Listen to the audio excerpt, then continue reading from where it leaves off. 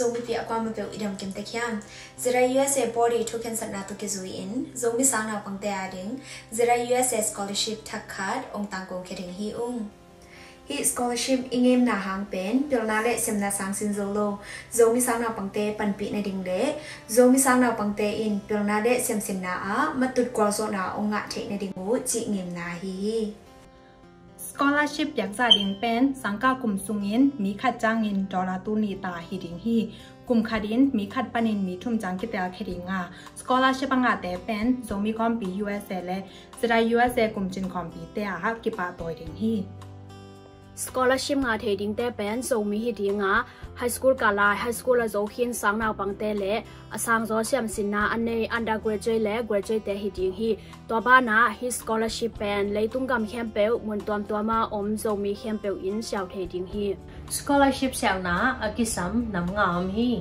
ขันนะ scholarship เสียวนะ application form นี่นะมาจับเตนายจี transcript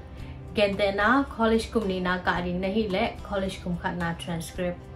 college กิปันดิ่งนะฮีและ high school transcript จีเตกิสัมดิ่งฮีทุมนา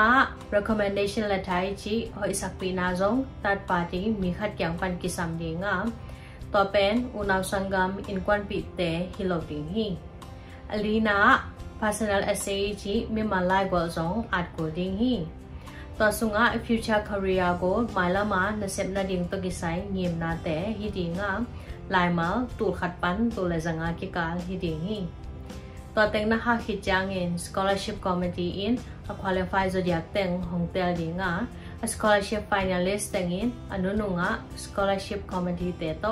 interview จีคิโฮทุรนาในดิ่งมุฮีชาวนาฟอมเตอเวลเจนดิงอาชาวมีเตสุงปนินาอ่างอดิงอากิลอมตังอาเต็งคดิงและอวอร์ดเปียกนาองในสักดิงเตเป็น scholarship committee เตฮิดิงฮีตัว scholarship committee สุงอาอากิเฮลมีเตฮิและสระ USA chairman ปูตัวคันสวนสระ USA ED ปูเปาเลียนตวงสระ USA secretary ปูเปาเลียนนุนดรสวนเลียนตวงดรตัวสวนตวงจีเตฮิดิงฮี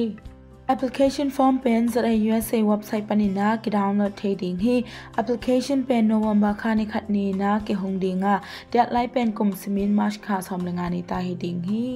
application form และกิสำลายเราตั้งแคมเปญเป็นอีเมลปนินา admin@usa.org และเมลปนินาเท่าซาโซมีเตอินปีอันวายา address อากิคักเทดิ่งฮี